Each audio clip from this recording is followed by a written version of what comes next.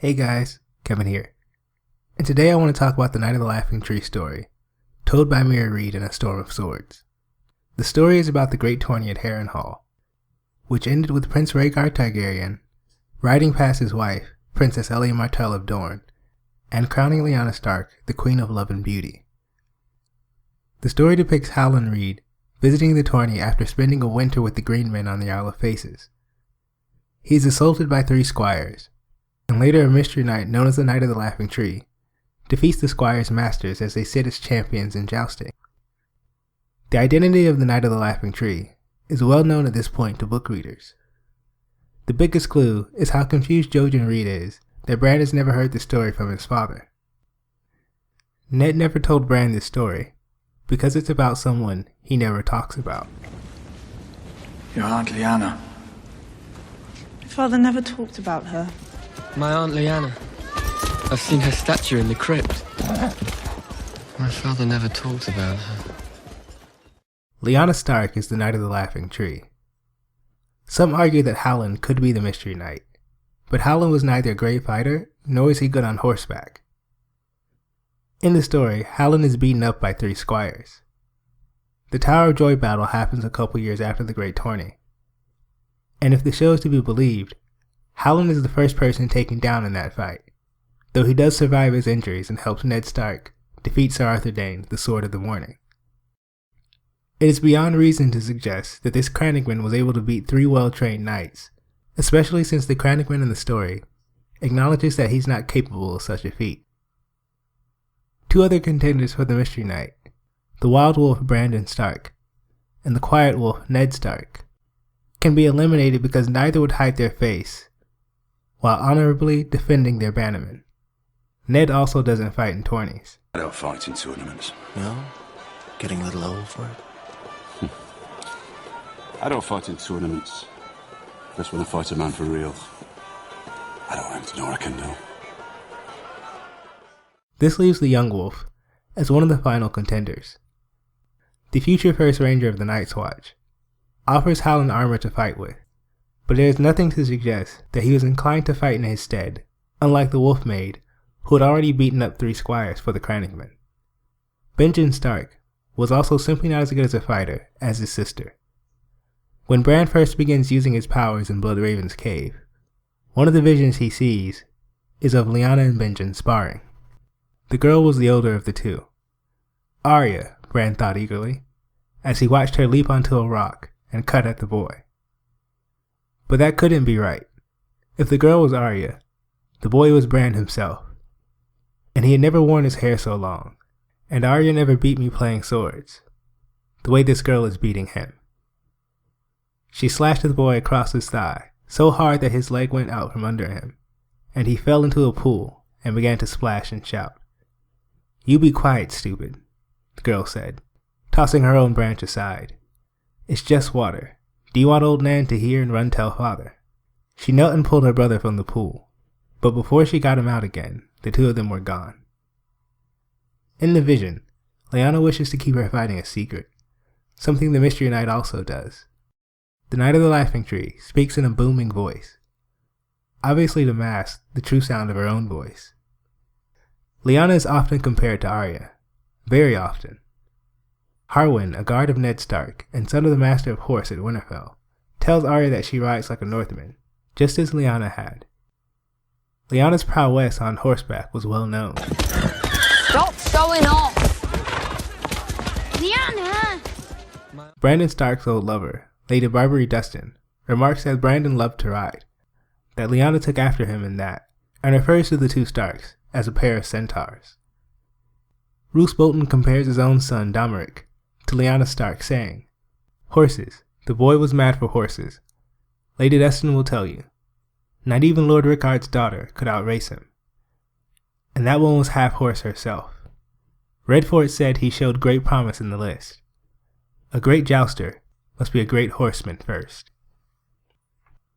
When contemplating Sir Loras Tyrell's prowess in jousting, the Lord Commander of the Kingsguard, Sir Jaime Lannister, is stated to have always believed that jousting was 3/4 horsemanship. Since we know that Lyanna was a good fighter, good enough to easily beat the first Ranger of the Night's Watch, good enough to beat 3 squires with ease. And we know that horsemanship plays the critical role in jousting, and that Lyanna Stark was a paragon of horsemanship. It stands to reason that the Knight of the Laughing Tree was Lyanna Stark herself, coming to Howland's rescue for a second time in the story. After defeating the 3 squires and the 3 knights, the Knight of the Laughing Tree disappears, and Mad King Aerys declares the Mystery Knight his enemy, and demands that he be unmasked. Prince Rhaegar Targaryen returns from his search with Lyanna's shield, claiming that he could not find the Mystery Knight himself, but later hands Lyanna a crown of blue winter roses and names her the Queen of Love and Beauty.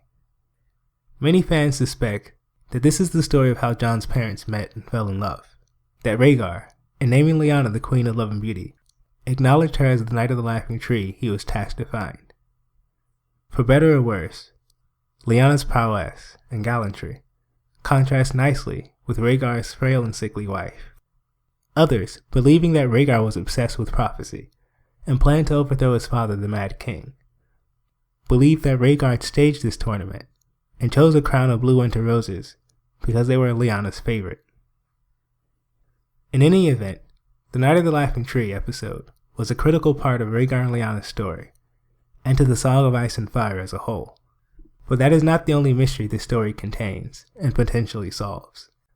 Another character in this story is the maid with laughing purple eyes, Lady Ashara Dayne, sister of the Sword of the Morning. Ashara can be removed from this story completely, and have no impact on the Mystery Knight story whatsoever. So why is she there? Meera goes so far as to describe how her father saw her dance with Sir Barristan Selmy, who fought alongside Prince Rhaegar at the Trident, Prince Oberyn Martell, brother-in-law of Prince Rhaegar, who fought for the Dragon Prince during Robert's Rebellion, Sir Jon Connington, Prince Rhaegar's dear friend, and father figure to a boy claiming to be Rhaegar's son, Aegon, and Ned Stark, uncle to Rhaegar's son, Jon Snow. What role does Ashara Dayne play in this mess? Ashara is widely believed within the series to be Ned's lover, and mother of his bastard, a theory that we can now put to rest. But as Ned and Robert rode around in the north, it is stated that troubled sleep was no stranger to him. He had lived his lives for 14 years, and yet they still haunted him at night. One lie is that the son of Rhaegar and Lyanna was his own bastard, but what other lies did Ned keep from the war? Ashara Dayne conceived a child at the tourney of Harrenhal, or shortly thereafter. Though Ned and Ashara were rumored to be lovers, this was clearly not the case, and this child is clearly not his. Readers spent an entire book inside Ned Stark's head, and not once did he think of the so-called love of his life. The ruse was useful in stopping others in the series from guessing the true parentage of Jon Snow. The official story is that Ashara Dayne had given birth to a stillborn, and threw herself from the Palestone Tower. There is much reason to doubt this story, however. The child is often considered to be Jon Snow, which is not the case, but plants the idea that this child is still alive, and that Ashara in turn is also still alive. The current Lord of Starfall is a boy called Ned Dayne. He is the squire to Lord Beric Dondarrion, and regrets not having had the honor of meeting Eddard Stark of Winterfell, the man who allegedly killed his uncle and drove his aunt to kill herself. Ned Dayne's name is Edric, not Eddard, but the nickname Ned is still a way of honoring Ned Stark. Why? Why would a man name his son after someone responsible for the deaths of his 2 siblings? Ned Stark did indeed kill Sir Arthur Dayne. Some readers had their doubts, but I did not for reasons I go to in my Tower of Joy video. But Ashara Dayne is almost certainly alive. When Sir Barristan Selmy thinks of Ashara's child, he claims that her death may have been avoided if she had looked to him instead of Stark. Looking implies that Ashara sought the help of the Starks, and given the existence of Lord Ned Dayne, she must have received it. But who are the Starks protecting in the story of the Knight of the Laughing Tree? Who else is Ned protecting with his lies? Before Barristan makes this comment, he thinks of how Daenerys and her purple eyes remind him of Ashara's daughter. But Ashara's daughter had been a stillborn, and his fair lady had thrown herself from a tower soon after, mad with grief for the child she had lost, and perhaps for the man who had dishonored her at Harrenhal as well. Ashara Dayne sought the help of the Starks for the man who dishonored her at Harrenhal, and gave birth to his daughter. Barristan is likely taking a guess at the child's gender, or outright knows it was a girl. Before this comment, the gender of Ashara Dayne's child is never mentioned or questioned, as everyone assumes it's Jon Snow. But Martin plants the idea that this child is alive, and is a girl. So who is this daughter of Ashara Dayne? Is there a girl who was born during Robert's Rebellion, like Robb Stark, who would fit this timeline and solve this mystery? There is. Meera Reed, the person telling us the story of the Night of the Laughing Tree, who inexplicably adds Ashara Dayne to the story of Lyanna Stark and Rhaegar Targaryen and her father. The daughter of the man who remembers every man she danced with the night before the tournament, who mentions how her father saw a maid with laughing purple eyes, a description that hints at flirtation. Ashara Dayne is brought up earlier in the story, when Bran asks if Lady Whent, the daughter of Harrenhal, was a fair maid. Meera responds by claiming that Elia Martell was fairer, and that the favors of her dozen lady companions were sought after by the knights. One of those companions was Ashara Dayne, making this another instance in which Meera talks up the desirability of Ashara Dayne. Bran interrupts Meera after this, asking, "This isn't one of those love stories, is it?" Meera does not deny that this is indeed a love story. But when Bran says that the Night of the Laughing Tree should have named Lyanna the Queen of Love and Beauty, Meera responds, "She was. But that's a sadder story," suggesting that the love story she is telling is not the one of Rhaegar and Lyanna. Similarly, when Meera refuses to tell Bran about her father's time with the Green Men, she says, "But that's another story, and not for me to tell." Why is her father's visit to Harrenhal her story to tell, but not the story of her father's visit to the Isle of Faces? Perhaps it's because his visit to Harrenhal is the story of how her parents met, how Meera Reed herself was conceived, of the deep debt the Reeds owed to the Starks, which brought Meera and Jojen to Bran's side. The theory that Ashara Dayne is the wife of Howland Reed and mother of Meera and Jojen is the brainchild of Maiden and Warrior on Westeros.org. The link to the original theory is in the description, and I encourage you to check it out. As stated earlier, Meera is around Robb's age, which means that she was born during Robert's Rebellion just as Robb was. Before the Great Tourney of Harrenhal, Howland spent years of winter on the Isle of Faces, and left Greywater just as he turned to manhood. There was no time for him to be married, or even to have found a betrothed, but sometime in the months between the Tourney of Harrenhal and the outbreak of the war, Howland must have been married and conceived a child. Meera Reed is introduced in A Clash of Kings as the heir to Greywater Watch. In the 6 kingdoms of Aegon the Conqueror, this is not allowed as the eldest male always inherits. This is the custom in the 7th kingdom, however, Dorne, where Ashara Dayne is from, and where the eldest child inherits regardless of gender. Meera's eyes are not mentioned as anything spectacular, but Jojen's are an unnatural moss green. This color is a consequence of his green genes, as well as his sickly health, and his natural eye color is not known to us. It could very well be purple. Jojen also suffers from Greywater fever, which may hint that his parentage is not entirely of the neck. The Dornish and the crannogman also share many similarities.